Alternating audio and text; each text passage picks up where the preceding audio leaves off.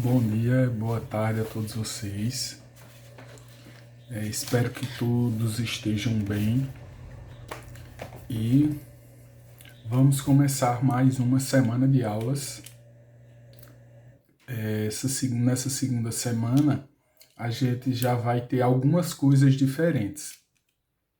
Hoje eu mandei a segunda remessa de atividades para a escola, para que eles preparem o caderninho que vocês recebem e vocês depois irem lá. Eu aviso o dia que vai estar pronto para vocês irem lá retirar lá na escola. Porém, tiveram algumas mudanças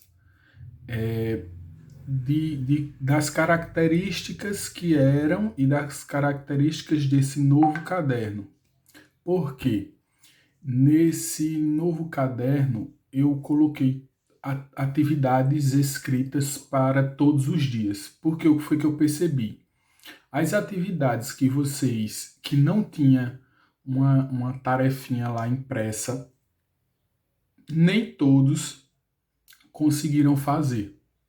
Como foi o exemplo de gravar o vídeo, vocês não conseguiram gravar, não sei por quais motivos, devem ter aí motivos significativos, e que, se não aconteceu, a gente não vai insistir nessas atividades assim mais livres, mais soltas.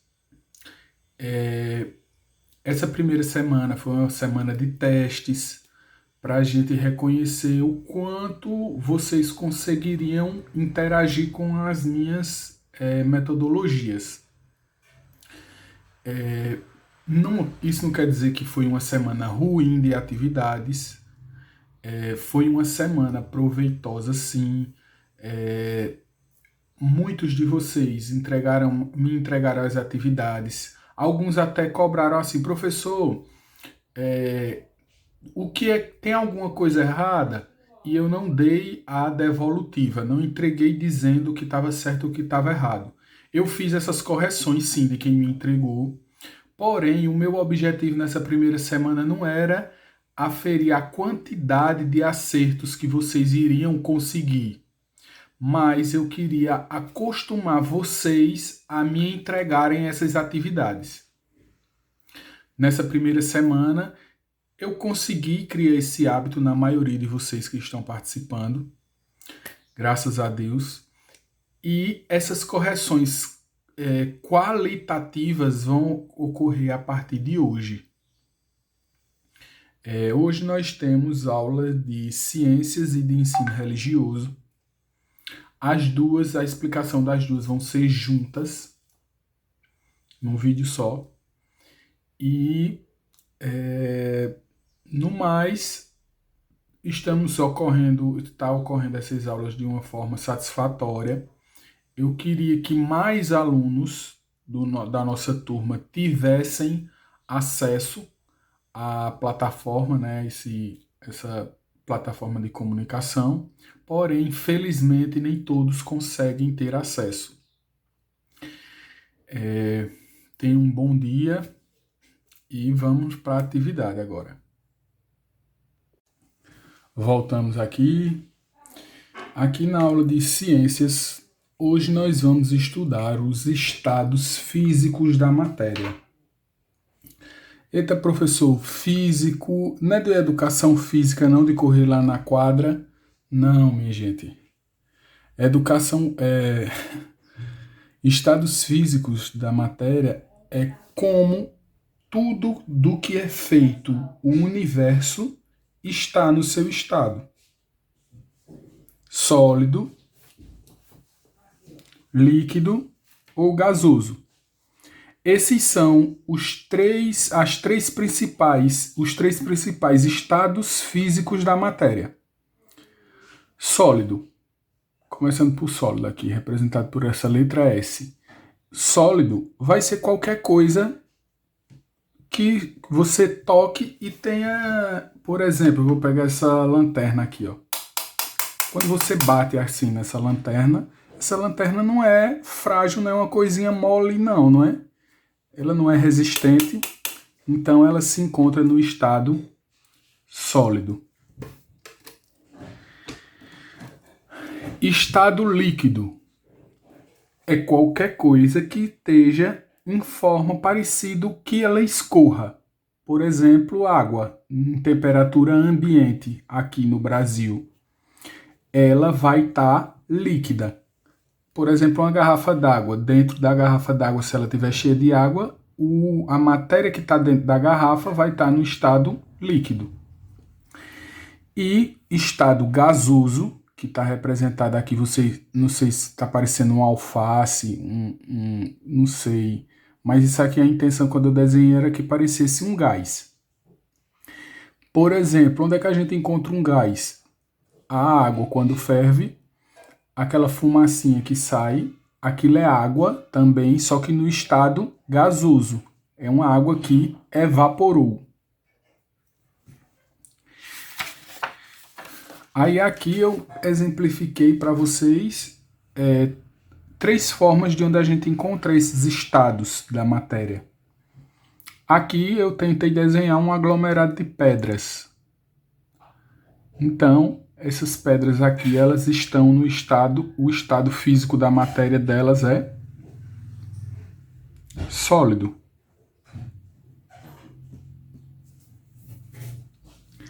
Aqui no meio, a gente tem a representação meio esdrúxula de um rio. A água que está correndo aqui, que a gente vê que ela está sendo representada correndo, água líquida. Essa água está no estado... Qual estado físico da matéria? Está no estado líquido. E aqui tem uma panelinha aqui, ó, ligada no fogo e a água fervendo. Essa fumacinha daqui de cima, tem essa fumacinha daqui de cima, aqui, ó, essa fumacinha que sobe. Isso aqui é a água também, só que no estado gasoso.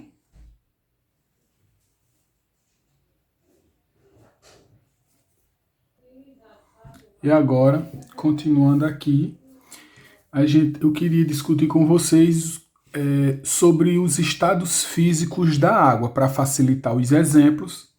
E eu queria que a gente visse aqui essas transformações de passagem de estados físicos. Vamos lá com exemplos que vocês têm bastante simples em casa.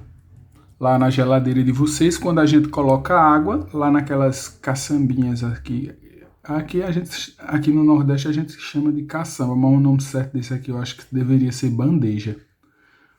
Porém, eu escuto isso a minha mãe falar, a minha avó, e ficou caçamba. Caçamba é aquela parte de uma ferramenta que eles usam no caminhão, né? Mas, porém, que ela sai, voltando aqui para o exemplo, era parecidinha com isso aqui. A gente coloca lá no congelador e depois vão virar cubinhos de gelo, né? Esses cubinhos de gelo aqui, que se nós tirarmos ele da geladeira e colocarmos num prato, não precisa nem colocar no sol. Quando a gente coloca ele em um prato, vou representar aqui um pratão, e esses 3 cubinhos aqui. Coloquei ele no sol. O sol tá lá, mandando todo o seu calor e sua luz. O que é que vai ocorrer com isso aqui? A tendência é que enquanto mais tempo eu deixar esses cubos de gelo expostos ao sol, eles vão derreter, né? Até virar água líquida.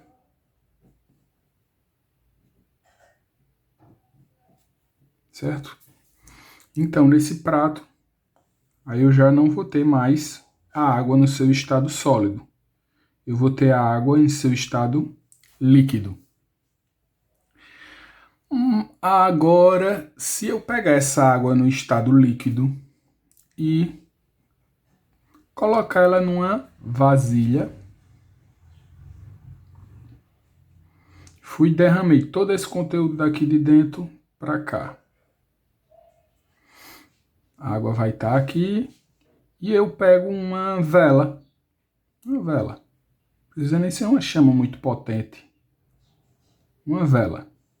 Espero que vocês estejam vendo a chama da vela acesa. Vai ter uma hora que essa vela vai aquecer tanto essa panela que a água vai atingir próximo ou exatamente 100 graus Celsius de temperatura. Que esse é o ponto de ebulição da água, 100 graus Celsius. Quando a água aquece até chegar a 100 graus Celsius, essa água vai começar a mudar de estado físico. E essa água vai começar a evaporar. Quando essa água evapora, esse gásinho, essa fumacinha que forma em cima dessa panela, que pode ser, que a gente pode ver isso em qualquer hora. Na hora que a mãe da gente tá até cozinhando a comida para o almoço, a gente vê lá aquela fumacinha saindo das panelas. Aquela fumacinha é água no estado gasoso. Aí voltando para o exemplo, essa fumacinha aqui, a água passou do estado líquido, que estava aqui embaixo, para o estado gasoso. Então, nós tivemos aqui 3 estados físicos da matéria. Aqui no 1 nós tivemos o estado sólido, no 2 nós tivemos o estado líquido, e no 3 nós tivemos o estado gasoso. Esse aqui é um mecanismo muito simples de observação diária, né, no dia a dia de vocês, dos estados físicos da matéria. Professor, mas isso aqui pode...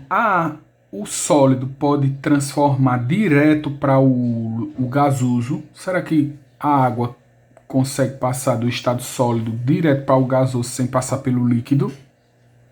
Pode, existem condições sim. Vamos ver mais outra mais simples.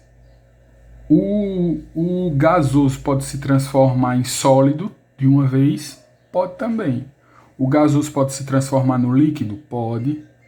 Sem ter a envolvimento da fase sólida. Pode, qualquer uma desses três estados físicos podem acontecer a depender de qual a condição do ambiente que você vai colocar eles, para que essa mudança de estado físico aconteça.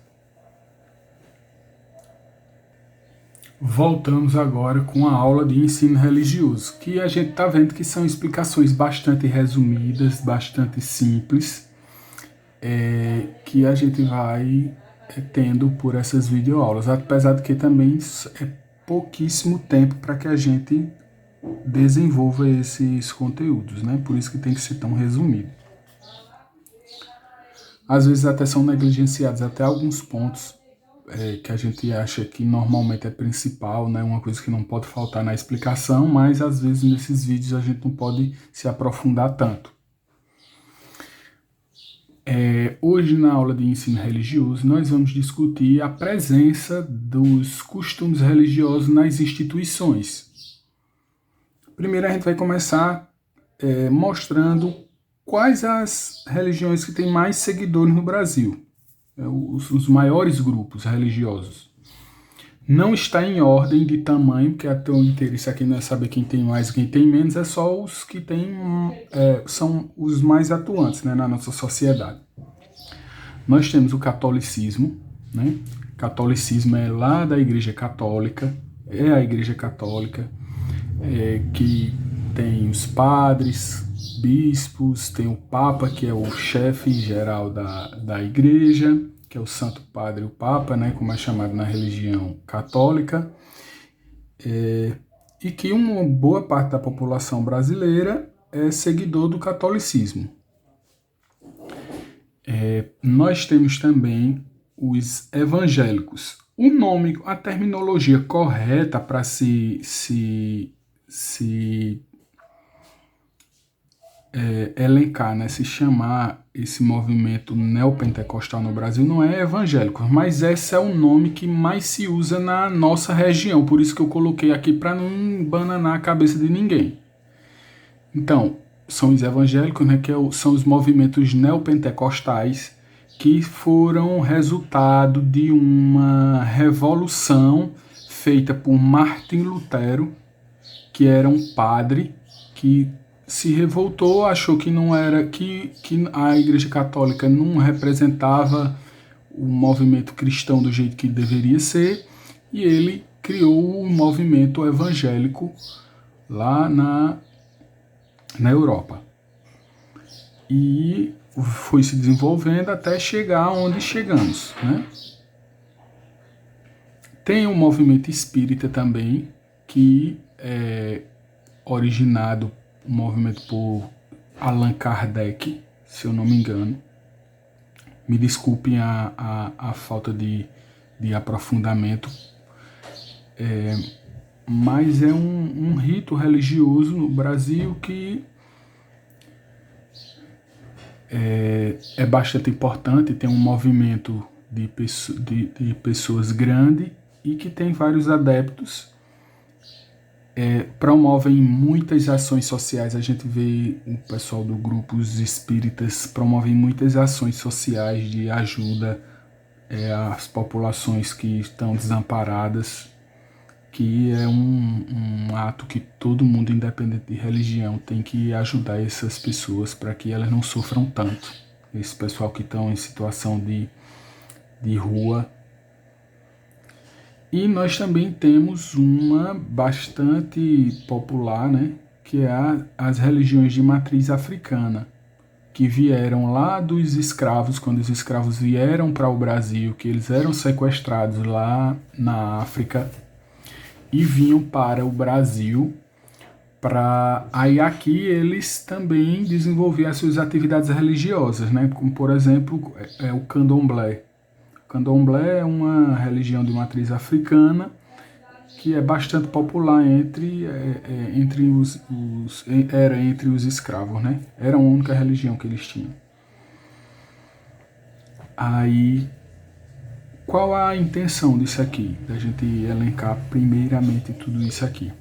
De antemão, todo mundo tem o direito a ser respeitado, independente de qual a nacionalidade que você mora, Brasil ou qualquer outro lugar do mundo, você tem que ser respeitado, principalmente respeitado as suas crenças religiosas.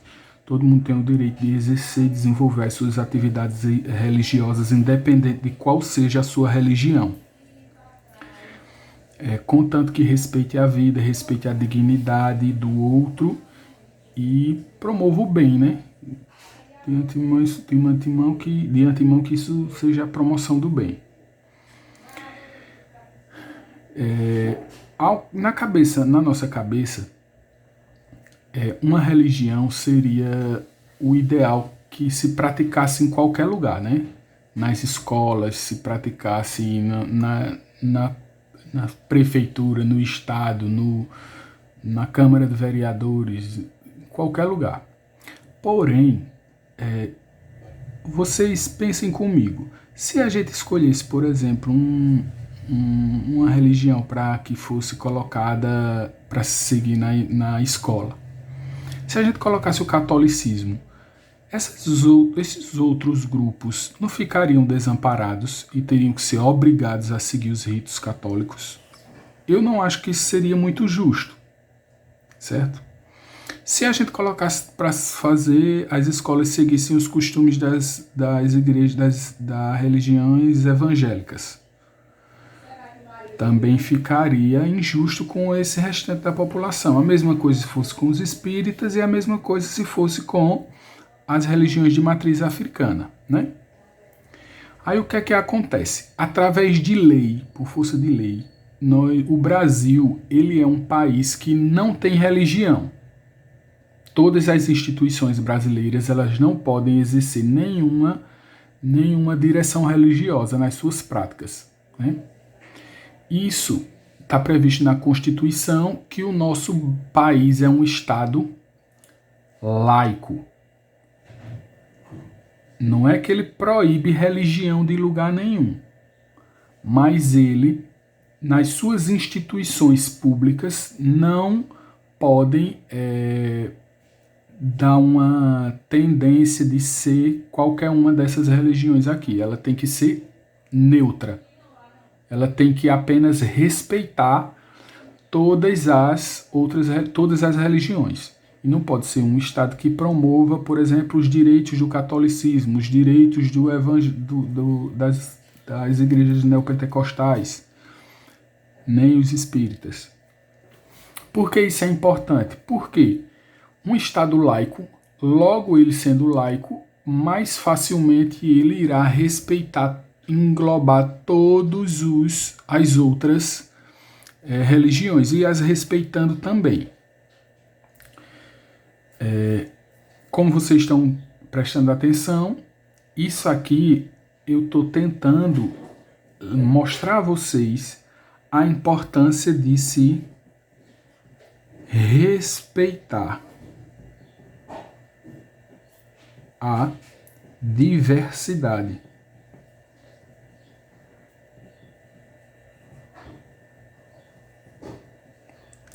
O respeito à diversidade, independente de qualquer coisa, seja na esfera religiosa, na esfera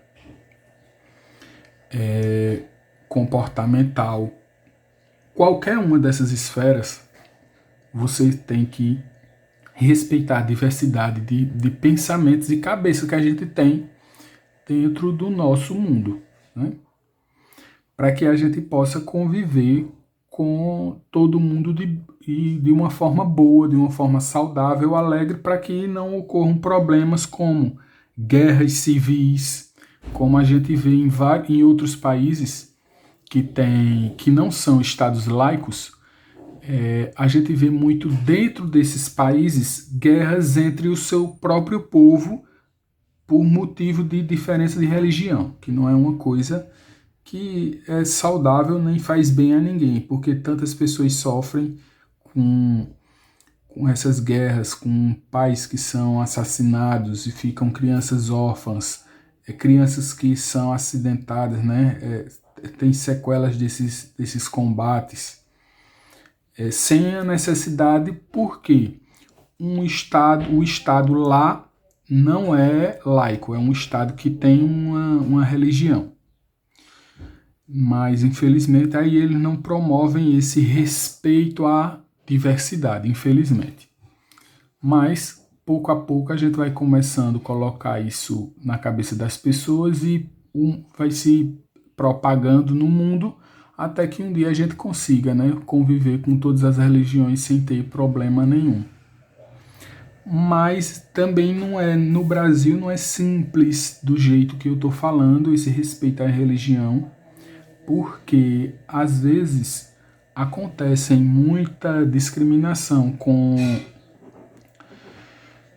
religiões de matriz africana, tem-se muito disso, né? Ainda infelizmente no Brasil, essa discriminação das religiões de matriz africana, por diversos fatores, que a gente não cabe discutir aqui nessa aula, infelizmente. Mas que fique claro em nossas mentes que discriminar qualquer credo religioso é uma coisa que não é saudável e que faz muito mal à população. Estejamos cientes disso.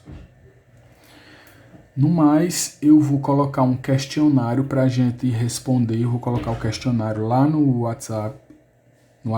Vocês vão copiar no caderno, vou fazer um cabeçalho bem bonito. Na matéria de ciências,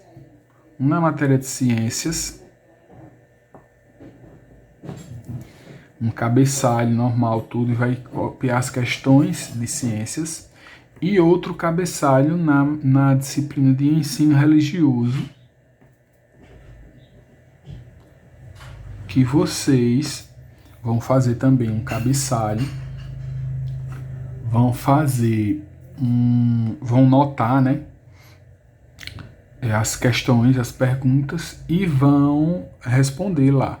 Depois que terminar de responder os dois, vão me tirar as fotos e vão mandar no meu WhatsApp no privado, que é para eu fazer essa correção e mandar um áudio comentando as suas respostas. Tenham um bom dia, muito obrigado e que vocês se empenhem mais, estudem mais, que nós estamos precisando muito, que vocês espero que vocês todos estejam bem e suas famílias, continuem fazendo o isolamento social para se proteger dessa pandemia e que Deus os proteja.